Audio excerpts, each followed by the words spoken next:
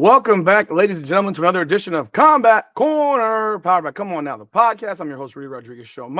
Hit the like button, subscribe to the channel, ring the bell, leave a comment. Let me know y'all thoughts of the content, man. I have the exciting pleasure of introducing to you the light heavyweight champion of the world in the BKFC. I got today with me Josh D-Dave Dyer. The fight was just announced.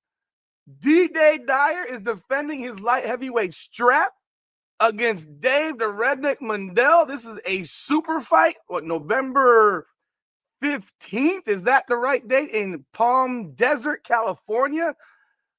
Welcome aboard, Josh, man. I love having you here. Saw you when you were last down here for the Champ Summit. Talk about this fight, man. How'd this fight come to pass? Well, first of all, I'd like to say thanks for having me back. It was a great interview that we had last time. It's a pleasure to be here. This one it wasn't super surprising, but it was an interesting call. I was wondering what they were going to do, but yeah, I thought Mundell was smarter than that. So I was like, ooh, I'm like, Mundell, thought you were a master chess player, my friend. But hey, he says he wants to come up and, try to take out my king and double crown himself. We'll see. We'll see how it goes.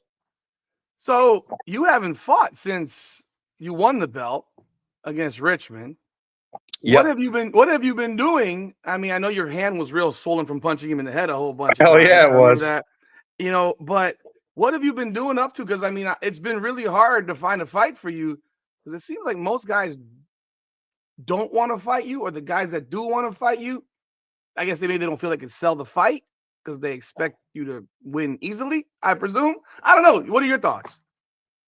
I don't know. I mean, I think that a lot of the fighters that are trying to climb up the ranks, I don't know that they have the high enough fight IQ yet to know that you should avoid me. It's like I would expect I'd expect at least some of them to be excited about it.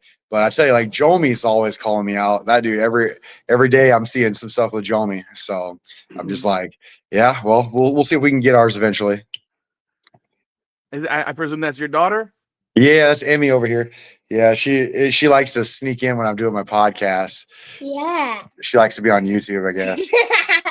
What do you think of your dad when he fights? Do you get nervous? Why? Because you know he's gonna handle his business, right? Yeah, I know he's gonna win. There you go. Awesome. I mean, when did this conversation with the fight with Mundell come up? Gosh, probably 2 weeks ago. Yep. So about 2 weeks ago, I started hearing rumors, had a couple guys that were trying to dig for information before I even knew what was going on. So I was just kind of okay, maybe there's something going on in the back. And then I heard that there's a fight offer, and at first, they'd offered, money, for the fight. And I personally didn't think it was high enough for the caliber of fight. I mean, not that I'm, necessarily afraid of, Mundell or anything. It's just that when you have a world champion versus a world champion, for the pound for pound number one on earth, it deserves to be paid. That's all I'm saying. So absolutely. I played a little bit of hardball. I don't normally do that. Usually I'm a yes man. I'm sure, I don't care. Let's get it. But I'm trying to treat them like a business now. So then I didn't hear back for a week, and I expected to get passed over. Actually, I was like, oh shit, I didn't hear nothing. And then all of a sudden I seen my promo with him and, me and Mundell online. And I was like, what? I was watching the Perry fight, and all of a sudden I found out that I'm fighting Mundell while watching the Perry fight. And I was like, what? I haven't signed shit. I'm like, what? I was like, well, good news. At least I know they didn't replace me with somebody cheaper.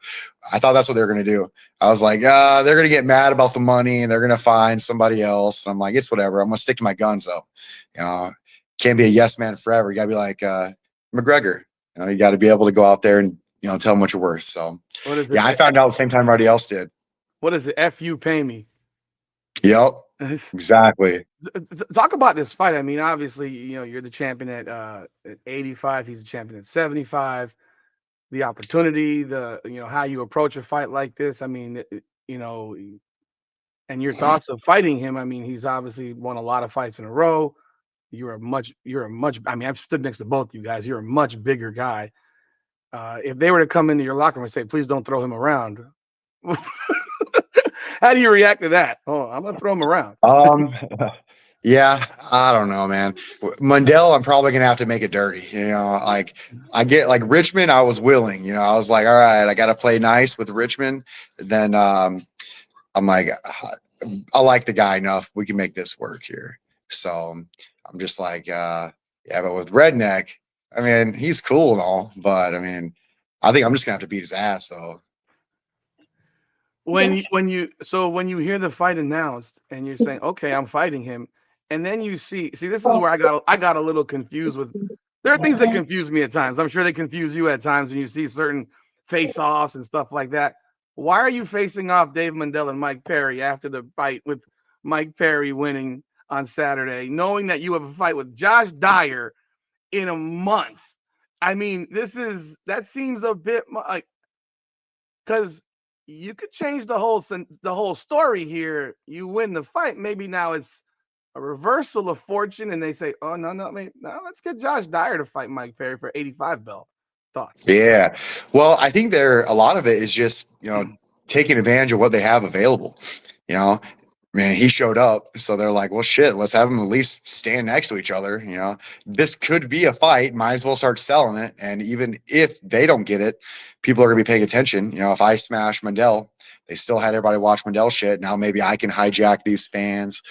You know, I see there's a lot of it's a lot of money in the background being spent, and they got to save money. As far as I know, BKFC hasn't even been profitable yet. Like they are. It's supposed to be the year they make their first profit, right? Even though they're estimated at about $500 million. Wow. You know how the game is with the businesses. You got to get your write offs and everything, but they still got to be smart. They're competing with things like the UFC and all these other pretty well established, MMA / boxing setups. And, it's hard. They came up fast as fuck, during COVID. Yeah. I mean, they took full advantage of, the opportunity that they had available, and they rammed down everybody's throat, but they got to be smart with their money, so I'm just like, I get it. As an owner, I like advertising. You broke up. You broke up a little bit there. You froze up. You froze up.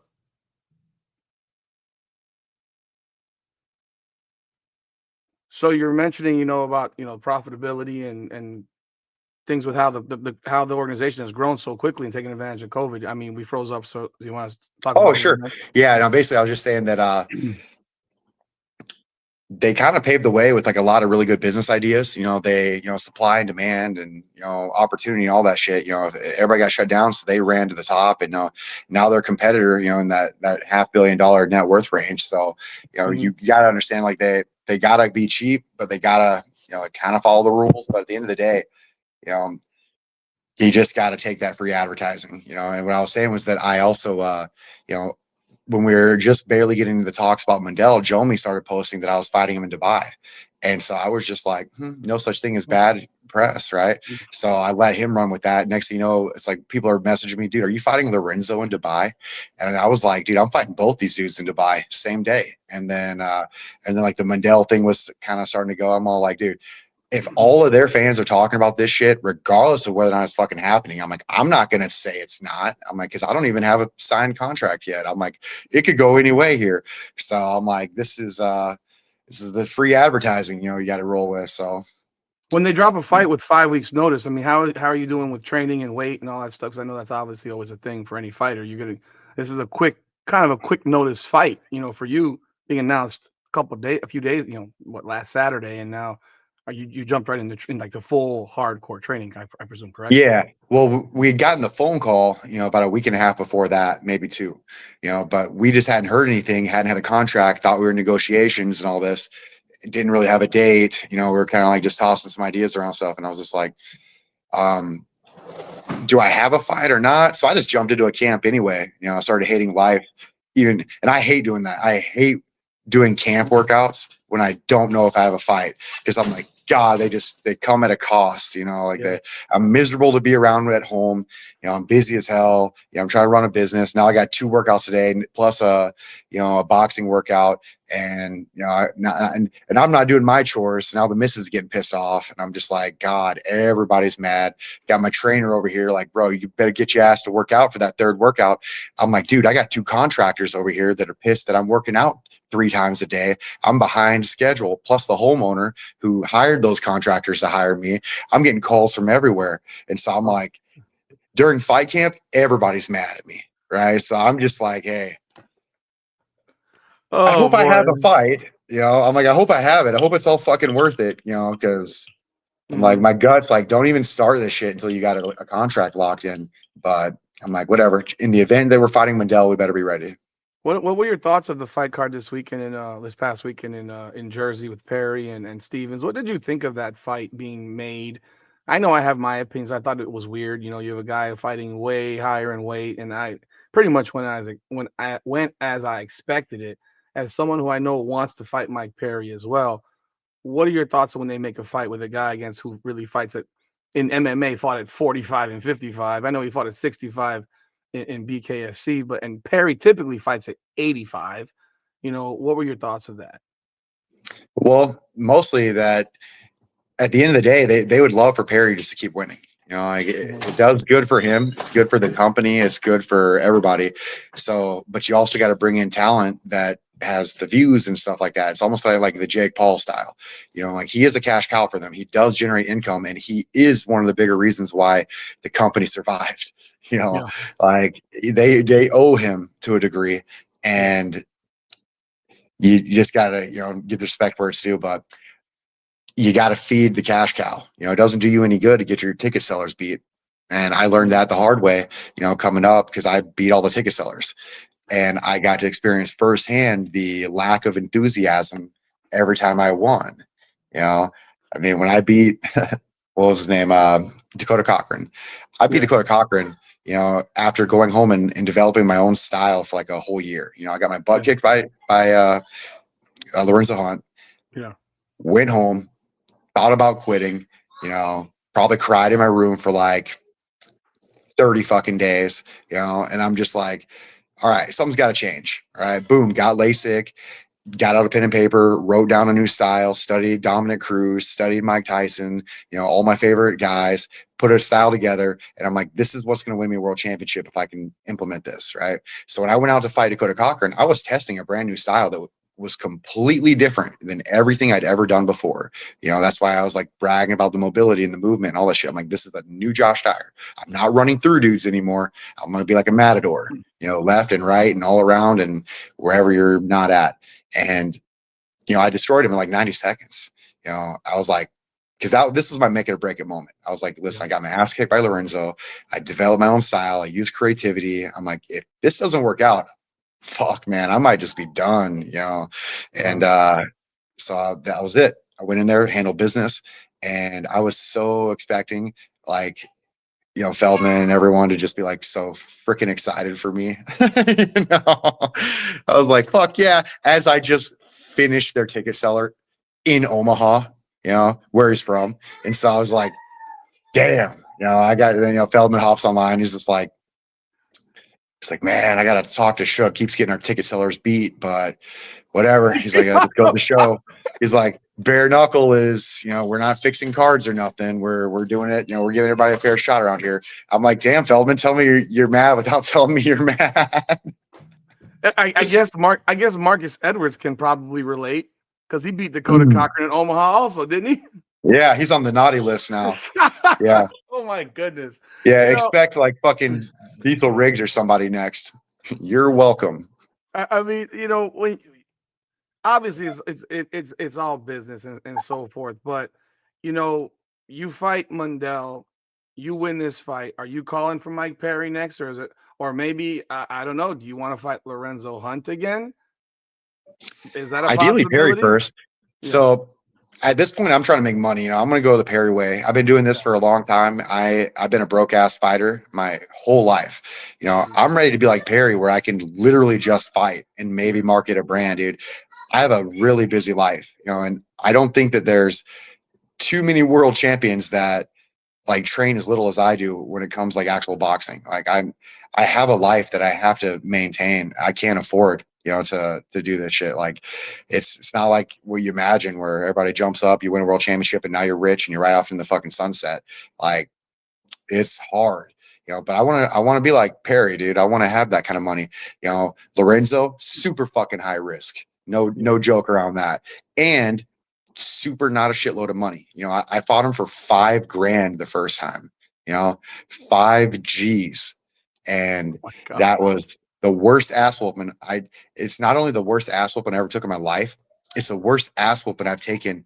If you would combine all the ass whoopings from all the fights I've ever had into one, that one was worse than all of the rest of them combined. So Lorenzo is a risk versus reward scenario where, I mean, I'm not going to say no, but I mean, if I have any say in it, let me get freaking paid a couple times first. I mean, shit. Fucking put 6 years into this company, can I at least make some money once or twice? So I'm gonna be like, yo, let me beat Perry. What's that? Did you fight him at 85 or 205 when you fought Hunt? 95. Yeah, we had a catch weight. Okay, gotcha. Yep. Okay. It's the good old days. I was wondering. I mean, did that did that Queen of Violence fight become a catchweight fight? Because I thought they were fighting at 35, and neither of them weighed under 136. It was 136.8 and 136.4. I don't fucking know what that was about, dude. What'd you think of that fight? Now that fight, I mean, the shot that Faria landed was. What are your thoughts of that shot? Man, you don't see women hit that hard very often. You don't see a one punch done. It's just not the way it goes at that weight.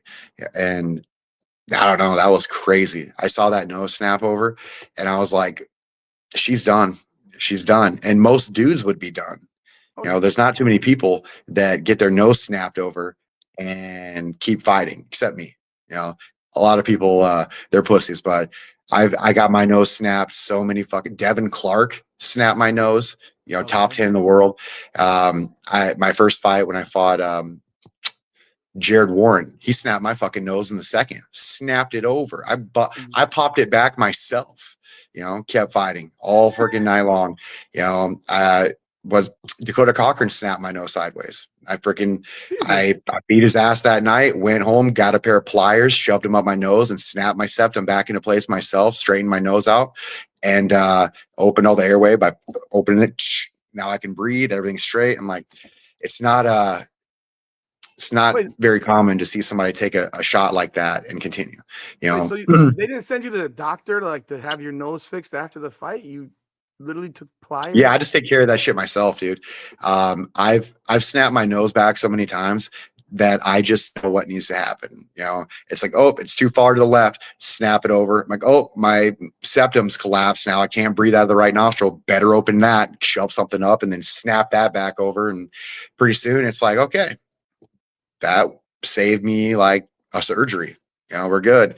So yeah, not everybody's cup of tea, but I like to be tough, dude. I do shit on my own. I don't like doctors. I think I'm a lot better than people that do their job. I'm kind of a perfectionist. I break my hand in fights, I'll knock a dude out and I'll go home and I'll fix my hand myself. Just kidding.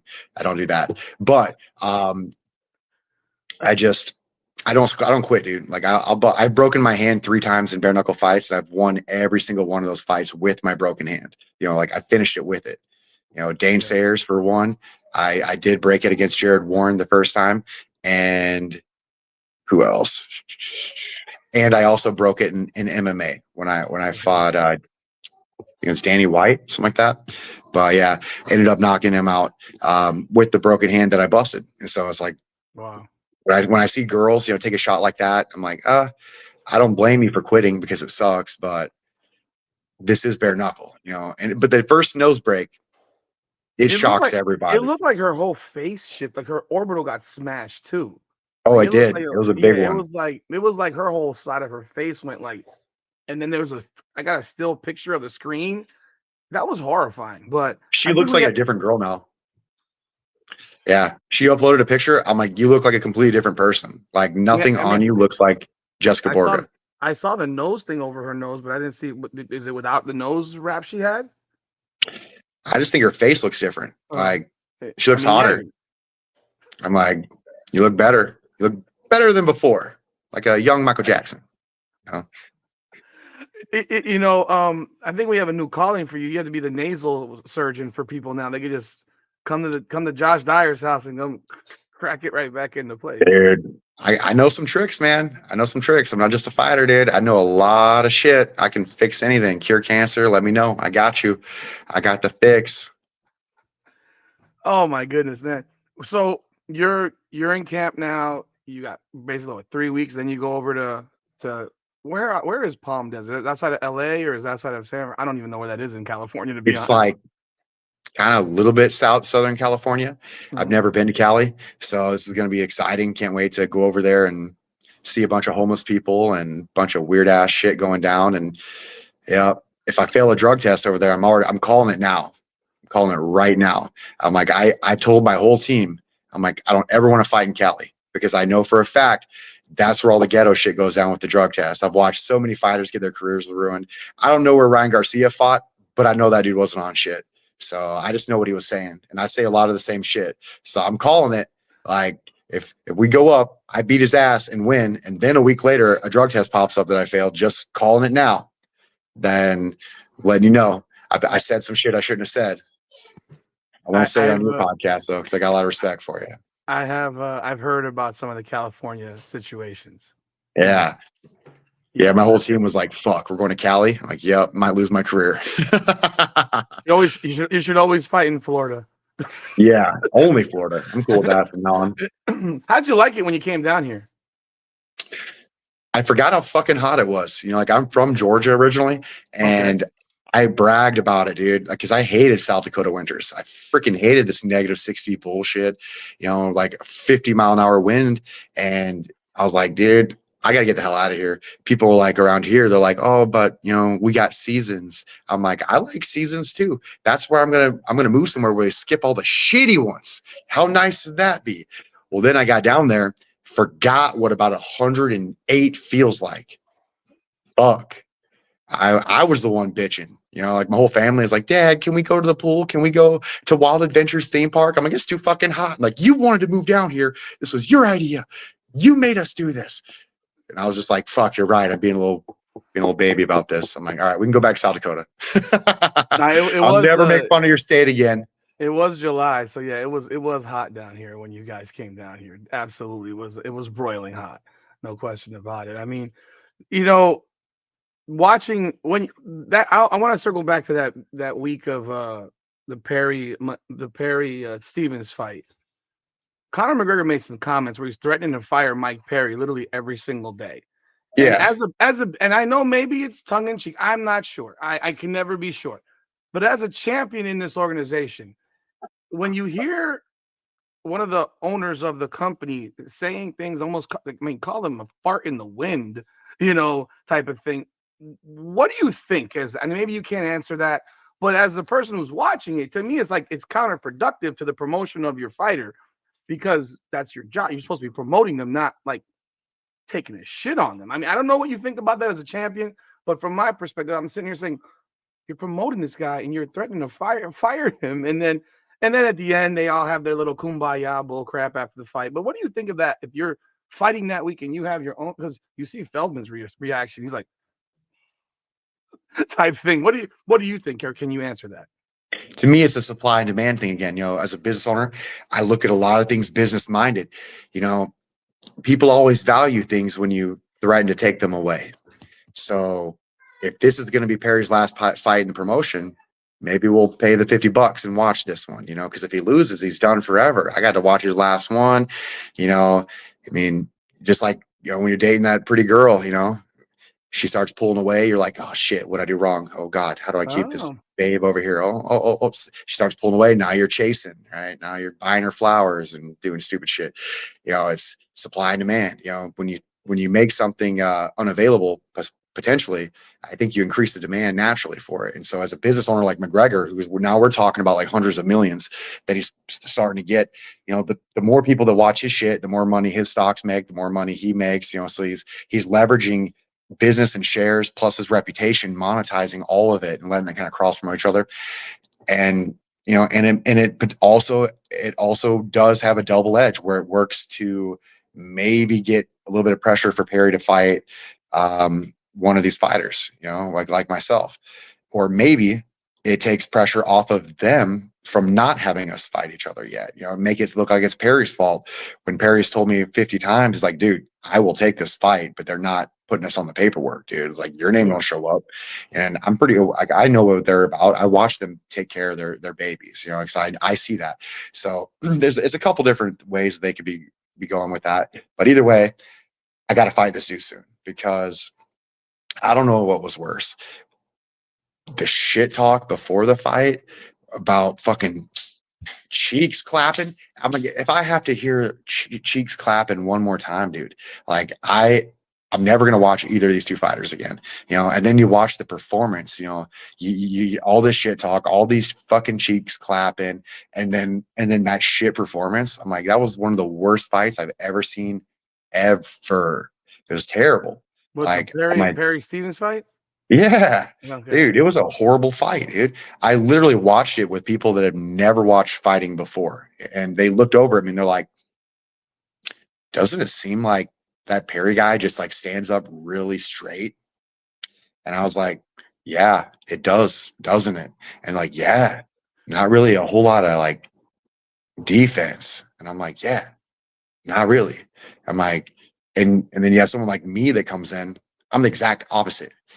If you're a stick in the mud, I'm like a feather in the breeze, floating around. For an 85er, dude, I move. When it's time to move, I'm moving. I very rarely get clipped, very rarely get caught. I left Mike Richmond's fight. I didn't have a single scratch on my face, not a scratch. And so, like, I'm always moving. I'm always floating. So even if you do catch me, which he did, it's like a glancing blow. It's nothing crazy, because I'm moving. Yeah. And that's the thing is, like, a lot of those shots, I mean, Mundell got dropped by the same punch that I got hit with, but I was moving, so it's really hard. Plus I got a better chin than Mundell, which is crazy. Like, I fought Lorenzo, didn't get knocked out, got punched in the face 85 times. Now you combine that with like my movement, Perry doesn't stand a chance.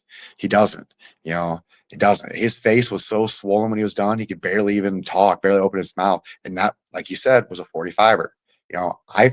I fight at 85, but I cut from like 220, bro.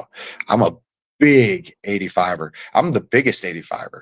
And then you look at someone like Perry, I'm just like, come on, man. You look at someone like Mundell. I'm like, Mundell, you're not even the biggest 75er. So, no.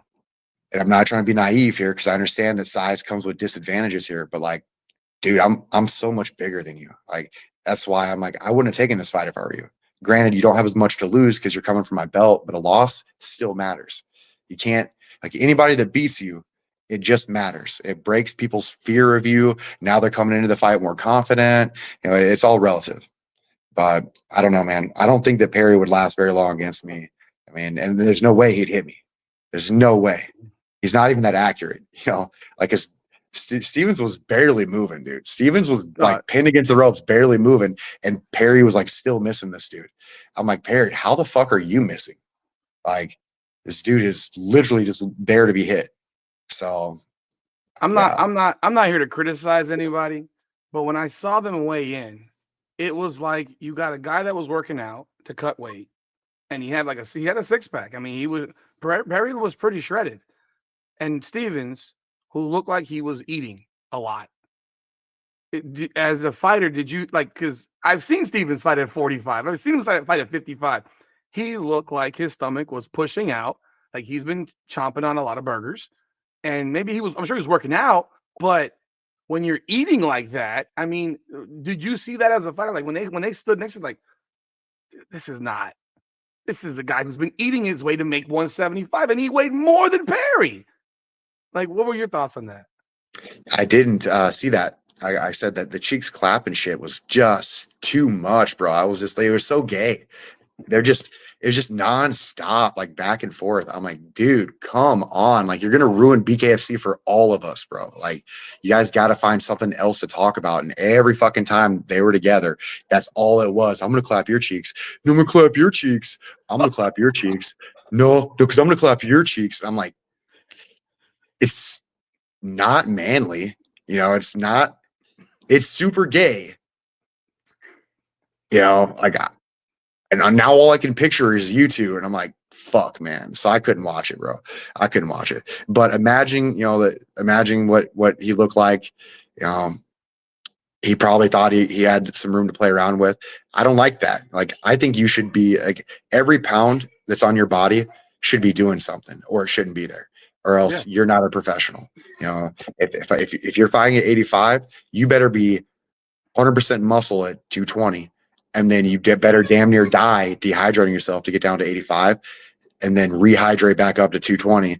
And there better be nothing slowing you down. Like, when I rehydrate, I put the electrolytes in the water, but you don't see me eating steaks. I'm not eating burgers. I'm not eating solid food, man. I'm blending up fruit. I'm drinking honey. I'm, drinking a little protein here. I'm throwing the good stuff in, but there's nothing heavy going back in me. Like, there's nothing heavy. It's going in liquid. I'm absorbing nutrients, and it's gonzo, right? Because if even 1 pound of anything on my body that's not helping me is hurting me now. So, I mean, when I enter, dude, I'm not like Stevens, dude. I'm not, nothing's slowing me down. You have a steak after the fight. Yeah, we'll save that shit for after the fight.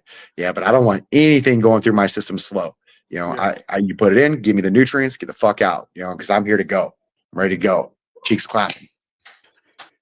Whatever happened? Has there been any I know you want to make him wait, but has there been any back and forth with Jared Warren? Because I haven't heard about him in a minute since he fought in May, and it's been really quiet on his end. I haven't seen anything in social media. The guy became that's how you know Jared doesn't want this fight. Okay, and I could be wrong, but I'll throw it out there. I mean, where did Jared go? He's the number one contender. He destroyed Jomi, and I'm just like, all right, it's you. Now where'd he go? Not here. I'm like, I don't hear him reaching out. I don't hear him talking shit. All the things that I was doing because I wanted the rematch, he is not currently doing, which tells me he wants somebody to beat me that he can then fight, or he's just gonna do something else for a little bit, Mm-hmm. But yeah, Jared doesn't want to fight again, and I don't have a problem, because just like Perry said, it's a free bag. It's a free bag. Sure, I'll go fight Jared again. Is he good? Yes. Can he beat 90% of everybody else in the world? Yes. Is he competitive against me? No. And that's just because I studied the fuck out of the guy. I know what he's going to do before he does it. He's predictable. I know where you're going to be before you get there. So I always have a trap waiting for you. That's why I drop him every single round that we fight. Like, there's not been one round where he hasn't been dropped. It's just nonstop drop with Jared. 100% knockdown ratio per round. It's not competitive. I know where he's going to be. That's why I can charge in and just be fucking crazy, because I already know where he's going to be. I couldn't do that against Richmond, because I'd get knocked the fuck out. Like, I had to be smarter about it. And Jared's got a weak ass lead hand, super weak. He's got one weapon. Richmond's got two weapons, and one of them he finished Jared with in 40 seconds. So I know I can't do what Jared did and run my ass in there and get knocked out. So yeah, Warren is, I doubt I'm going to see him again. I doubt it. But if he does, I'm going to treat it like a joke. When I first started fighting, I had always come out to the gayest music ever, dude. It was like Barbie Girl. Yeah, like all the girliest songs ever. Yeah. If I ever fight Jared again, dude, I'm coming out to Bad Blood. Yeah, I'm gonna come out to that chick song, Baby, Now We Got Bad Blood. Yeah, the whole time. I'm like, Jared, we used to be cool, dude. It was cool until you proved that you weren't really a man of your word. You weren't really about it. I thought you were about it. You weren't about it, and I paid the price for that. So anyway, yeah, I'm gonna come out freaking dancing all whatever girly. I'll probably have a couple backup dancers. Maybe bring my old high school, my SESU cheerleading squad with me. Bring all the babes down in their cute little uniforms. Have them doing some flips and shit. Yeah, we can make it look good, because that's all it's gonna be: advertising, catching a bag, and having a fucking awesome time and making it look easy. So Jared can enjoy that. Do you have so you have this fight now in November. They're starting this tournament in the spring. Do you want to be in that tournament, that $25 million tournament? Is that something that you have interest in? Well, I better be. It's a stupid question that I'm asking you, but Yeah. Anyone in your weight class, I guess that 85. Well, I mean, they're saying it goes down to 85. Yeah. And, I'm the 85 champ. And hopefully at the end of November, I'll be the pound for pound #1 bare knuckle fighter in the world. So in my mind, if bare knuckle is doing a tournament to find the baddest dude in the world, but they don't include their own champion, who is the current pound for pound best in that tournament, it kind of just doesn't make sense. So I expect to be in it, and if I'm in it, I expect to do really well. Have they told you guys anything about that tournament? Like, so if you're fighting in this tournament, I don't have any inside information. Yeah. As far as I know, I mean, it's supposed to be happening, but I don't know, man. I got my doubts. It's just a big thing. It's a big purse. It's a big commitment. A lot of things have to come together. I think it could be a media ploy. I think that it could just be to get people talking, to get more people signed, because once again, the more people that sign, the less you got to pay them, because the supply is up, demand is down now. If you say no, we got 10,000 dudes behind you that would love this opportunity, some of which would probably fight for free just to be on TV. So I think they're stacking their hand a little bit. They're putting a bunch of aces in the hole. So I don't know. It could happen. It might not. I'm excited for it. I hope it happens, because I intend on beating a couple dudes and making some cash next year.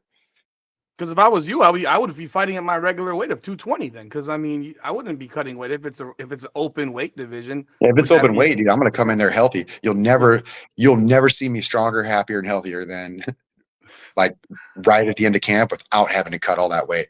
Yeah. Yeah. Any final words from Mundell? For Mundell.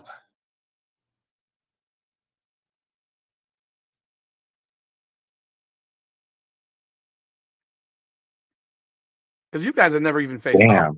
Have you ever faced off? No, we've never done much of a face-off. Yeah. I don't know what to tell the dude. Good job. You had a nice run. Real impressed. Like, you're good. You're real good. But as long as I'm around, you're always going to be second best, buddy. So you can be #2 pound for pound. You be #2. Would you ever consider, if after this fight, if you win the fight, to fight him at 75 and ask for his strap? Or is that too much of a weight cut? Fuck, that's a weight cut, man. That's a lot of weight. That's a lot of weight. You gotta ask the question. I mean, I know, dude. Like my team was talking about it too, but then I'm like, dude. So then I go down and beat his ass, take the belt. Now I got to continue cutting down to 75. You take the belt and you give it right back. I'm going back to 85. I just wanted to do this. That would be different. That's hard. If I have to defend this belt 2 times a year, I don't want to play that game. Just to say I did it. Nah, I don't think so. Because if I beat him at 85, I beat him at 75. I'm just like, hey, I'll fight you one time. I'll get the win. This will come down another 10 pounds. No fucking bro. I'm not gonna do that. I mean, we just saw what happens when people drop weight. Yeah. Fight, because I don't want to say that had a big thing to do with it, but when you're the 45 champion, you fight at 36, and that's another 9 pounds. That's weight, and that changes everything. It makes, especially you're 220 typically. I mean, that's freaking 45 pounds, a lot of damn weight. But man, I appreciate you jumping on board, man. As always, man. I wish you all the best. November 15th, Palm Desert. I know you're ready to roll, man. And it's gonna be a good time, brother. I appreciate you bringing me on again. You always got great questions. Always a fun time, man. Thank you. I try. I try to make it interesting so that people actually have something to answer, rather than, well, how are you feeling during this moment when you won the fight? Why do you think I felt? I'm happy. I just knocked this dude out to win a championship. Like, I see that a lot. So I like to make it interesting. Yeah. I appreciate you folks. Ladies and gentlemen, Josh D-Day Dyer. I'll have his Instagram linked in the description. And please check out the fight. It's BKFC 84, I believe I saw. I have no idea. You just show up the fight. That's it. It's either BKFC. I'm just getting my check, dude. I'm getting my check. I'm out. I'm like, all right, it's been nice. So and is it on the zone? Is it a pay-per-view? Should be on DAZN. Yeah, I'm assuming they'll probably have an additional, charge for it, probably about $50, probably somewhere. Yeah. I don't know. It depends. Hopefully it's Perry money, so then I can start getting some pay-per-view. But ladies and gentlemen, I got Josh D. Dyer. He's taking on Dave the Redneck Mundell. This is a super fight, champion versus champion, 75 versus 85. And it's for D-Day's belt, man. And he's going there to put in his work and take care of business, man. Appreciate you as always, my friend, man. Absolutely, brother. Hey, take it easy. Catch you next time. Thank you, ladies and gentlemen. This is another edition of Combat Corner, powered by Come On Now, the podcast. Come on now. Up and down through the blood and the sweat. Guarantee you can know I'm a threat. Up and down through the blood and the sweat. And I ain't close to being done yet, I'm going all in. Yeah, I'm going all in. And I ain't close to being done yet, I'm going all in. Yeah. They know I'm going all in. Through the blood and the sweat, y'all know we ain't close to being done yet, I'm going all in. I've been down from the jump. Ain't no love lost, we just really doing us. Go and take your seat, looking silly getting up. Y'all know what it is, let me tell them what it was. It was 24/7 on